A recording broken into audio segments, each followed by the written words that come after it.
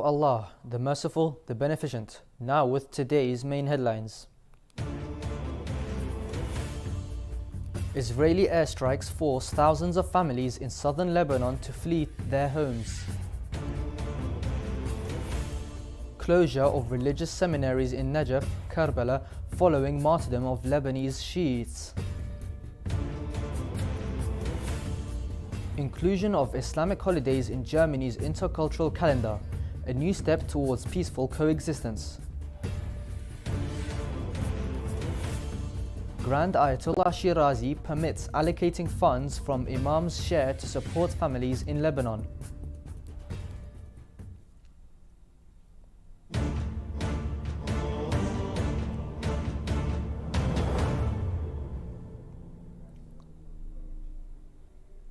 Assalamu alaikum, this is Hussein Ali and you are watching Shia Waves live from Imam Hussein TV 3.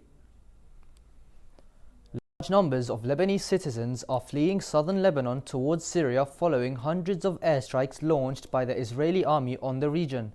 Waves of displacement began at dawn, with many families expected to reach the Sayyida Zainab area, seeking safety amid the difficult conditions they are facing due to the military escalation.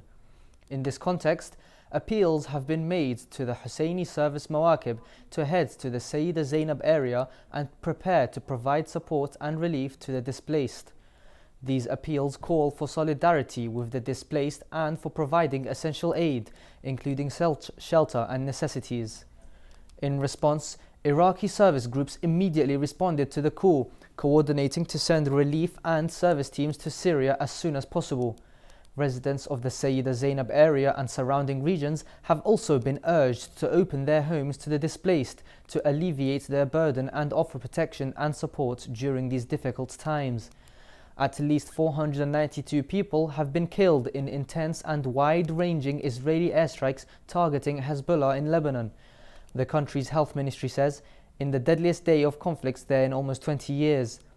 Lebanon has been witnessing military escalation for the past 2 days, with the Israeli army conducting hundreds of airstrikes following the explosions of communication devices that occurred a few days prior to these operations. In response to the intensified conflict in Lebanon and Israel's extensive attacks on the southern region of the country, the religious seminaries in Najaf and Karbala have been temporarily closed. This decision was made to express solidarity with the oppressed people of Lebanon and to condemn Israel's assaults. Reports indicate that classes led by several prominent Shiite scholars, including the advanced jurisprudence lessons of Ayatollah Sayyid Murtaza Shirazi in Najaf, have also been suspended for this occasion. The seminaries of Najaf and Karbala, considered the heart of Shiite scholarship in the Islamic world, have announced their solidarity and support for the people of Lebanon through this closure. The ongoing clashes in Lebanon and the continuous Israeli attacks have sparked widespread reactions across the Islamic world, and the closure of Iraq seminaries reflects the sensitivity and solidarity of Shiite scholars with the current situation of the Lebanese people. This action symbolizes the steadfastness of Shiite scholars against oppression and their support for the oppressed, a tradition upheld by Shiite leaders throughout history in the face of tyranny. The Federal Office for Migration and Refugees in Germany has released a new intercultural calendar that officially recognizes Islamic holidays alongside other cultures and religions, thereby promoting peaceful coexistence and mutual respect. More details in the following report. The Federal Office for Migration and Refugees, BAMF, has published its new intercultural calendar, which includes Islamic occasions such as the Night of Ascension, Mid-Sha'ban, the beginning of Ramadan, Laylatul Qadr, Eid al-Fitr, Eid al-Adha, Eid al-Ghadir, and Ashura. This initiative symbolizes the German government's efforts to acknowledge the religious and cultural diversity of a society that is manifested annually during Intercultural Week. From September the 22nd to the 29th, 2024, Germany will celebrate Intercultural Week for the 49th consecutive year under the theme New Spaces. This event, supported by various institutions such as churches, municipalities, and charitable organizations, provides an opportunity to learn about different cultures and reduce religious and cultural prejudices. The development of the Intercultural calendar, along with the Intercultural Week in Germany, aims to strengthen relationships between Germans and immigrants and improve the legal and political frameworks related to religious and cultural coexistence in the country. This event will take place in nearly 700 cities across Germany, featuring not only religious celebrations but also activities such as theatre performances, film screenings, and book readings to enhance mutual understanding. This is Ali Al-Hadi reporting for Shia Waves. Let's take a look back at today's main headlines. Israeli airstrikes force thousands of families in southern Lebanon to flee their homes. Closure of religious seminaries in Najaf, Karbala following martyrdom of Lebanese Shiites. Inclusion of Islamic holidays in Germany's intercultural calendar, a new step towards peaceful coexistence.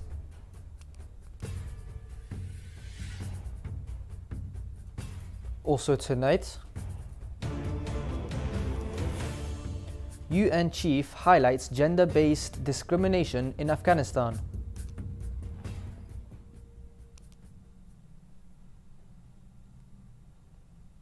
The Office of the Supreme Religious Authority, Grand Ayatollah Sayyid Sadiq Hussein Shirazi, has issued a statement permitting the allocation of funds from the Imam's share to support believers affected by the ongoing Israeli aggression in southern Lebanon.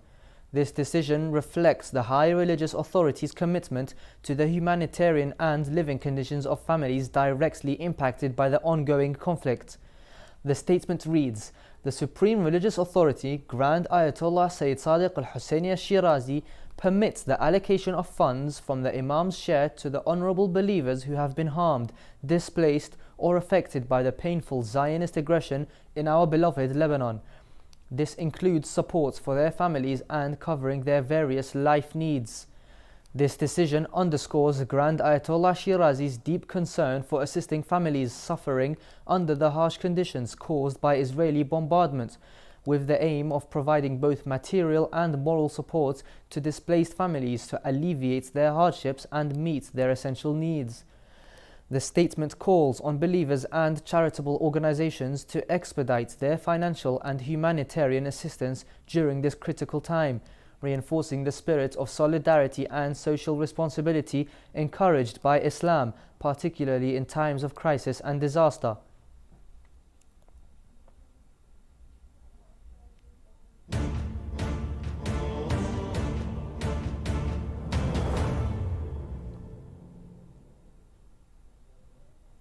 And now we continue with some short news.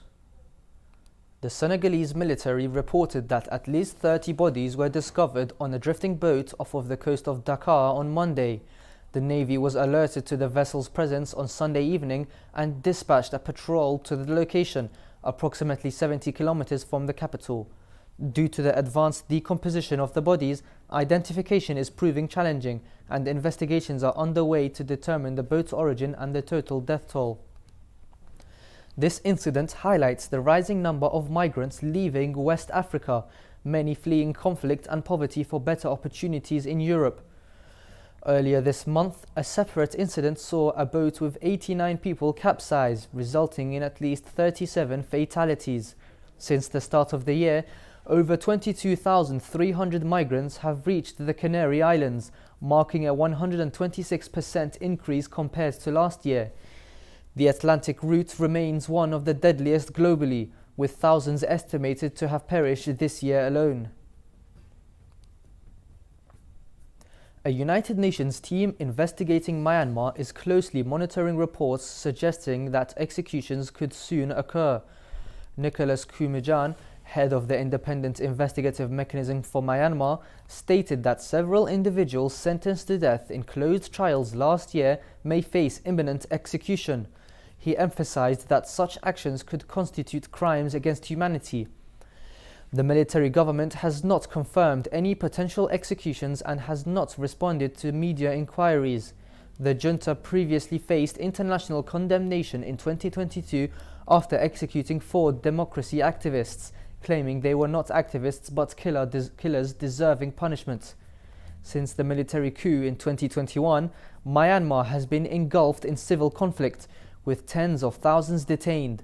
According to a recent UN report, at least 1,853 individuals have died in custody, including 88 children. Rights groups indicate that anti-junta activists are likely the targets of the potential executions. Iran has completed over 10 kilometers of a wall along its border with Afghanistan. On September 23rd, Iran's state news agency reported plans for an additional 50 kilometers of wall construction. Nemati stated that this initiative aims to enhance security, prevent human trafficking, and boost the economy by controlling cross-border movements. Approximately 20 workshops are currently engaged in infrastructure projects related to the wall. Iran has intensified these efforts in recent months to combat drug trafficking and illegal migration. However, the construction raises concerns for neighboring countries, particularly Afghanistan, as stricter border controls are implemented. Additionally, both Iran and Pakistan have been involved in the forced deportation of Afghan refugees, exacerbating the humanitarian crisis faced by those fleeing instability in their homeland. The World Health Organization has reported nearly 30,000 suspected Mpox cases in Africa in 2024, with the majority occurring in the Democratic Republic of Congo, which is currently facing a shortage of testing supplies. The outbreak has resulted in over 800 deaths across the continent. Burundi, a neighboring country, is also experiencing a rising number of cases. Mpox typically spreads through close contact and can cause flu-like symptoms along with pus-filled lesions, though it is usually mild and fatal in rare instances. In comparison, the African Union reported 14,957 cases and 739 deaths in 7 affected states in 2023, marking a 78.5% increase from 2022. As of September the 15th, there were 29,342 suspected cases and 812 deaths reported in Africa. The WHO noted that August alone saw 2,082 confirmed cases globally, the highest monthly total since November 2022. The World Bank's Pandemic Fund is contributing $128.89 million to assist 10 African countries in combating the outbreak. Iraq's health ministry has confirmed 178 cases of Crimean Congo hemorrhagic fever since January 2024, resulting in 26 fatalities. The Dhikar province, known for its livestock, leads the country with the highest number of infections. Saif al-Badr, spokesperson for the health ministry, reported that Dhikar's agricultural activities contribute to the prevalence of the disease, which is transmitted through infected ticks and can spread between humans via contact with infectious blood or body fluids. In the Kurdistan region, the Hawk province has recorded 5 cases, while the Soleimani province has reported 3. The Crimean Congo fever, endemic to Iraq since 1979, has seen a resurgence since 2021, raising concerns among residents, particularly in southern provinces. Symptoms include severe bleeding, headaches, fatigue, and hematuria, blood and urine, prompting heightened awareness and preventive measures across the country.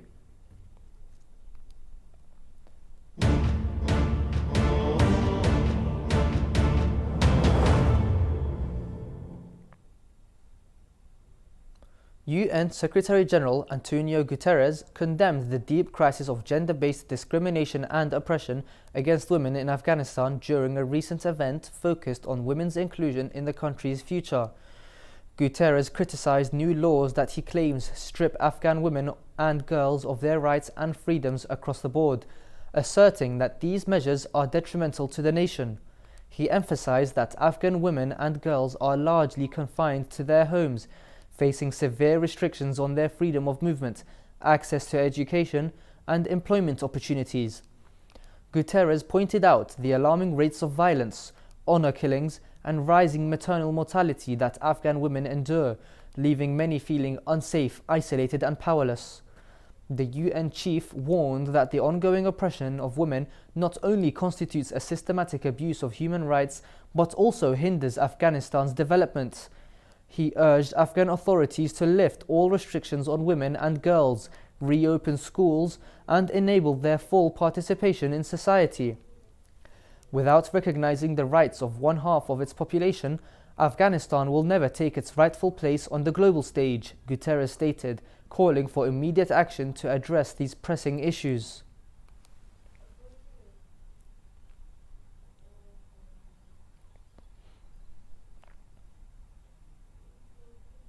We have reached the end of today's Shia Waves show.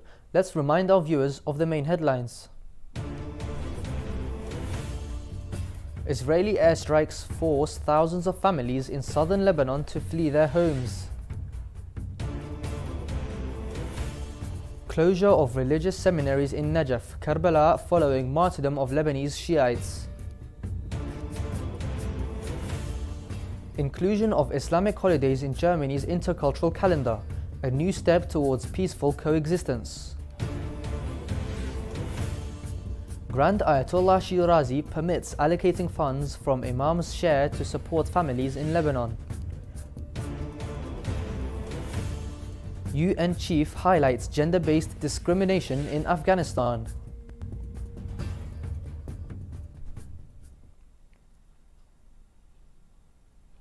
You can view the latest news on our Shia Waves website, or you can send news of your city or country to be published on our news agency.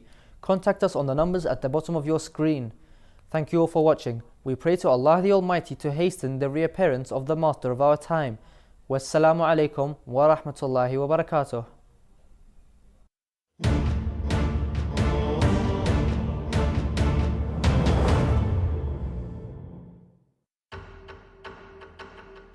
In the heart of London, Imam Hussein Media Group is on the brink of an extraordinary transformation. We are securing a new home, a sanctuary named after the Queen of Karbala, Lady Zainab Salamullahi alayhi, who commemorated Abi Abdullah al-Hussein and spread the message of Karbala. This new complex, spanning 515 square meters, will be the central hub for our 5 channels, a place for filming, editing, broadcasting, and gathering as a community.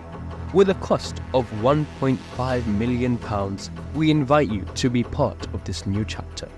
Each square meter will cost £2,900, but every contribution counts. One share is £290, or even one brick is £50. Your donation will not only build this sanctuary, but also secure immense rewards in this world and the hereafter. Every show produced, every message broadcasted will be a source of thawab for you and your families. By helping us secure this building, you are paving the way for millions to connect with Karbala and the message of Imam al-Hussein alayhi salam through our channels. Join the ranks of the lovers of Aba Abdullah. Be part of this noble cause. Donate today and make a lasting impact on Shia media globally. More than 3,000 members of the Shia Hazara community have been killed since September 2011, according to reports. Hundreds of Iraqi pilgrims arrive at the house of Grand Ayatollah Shirazi. On Saturday, the Saudi authorities executed 21 people on other charges.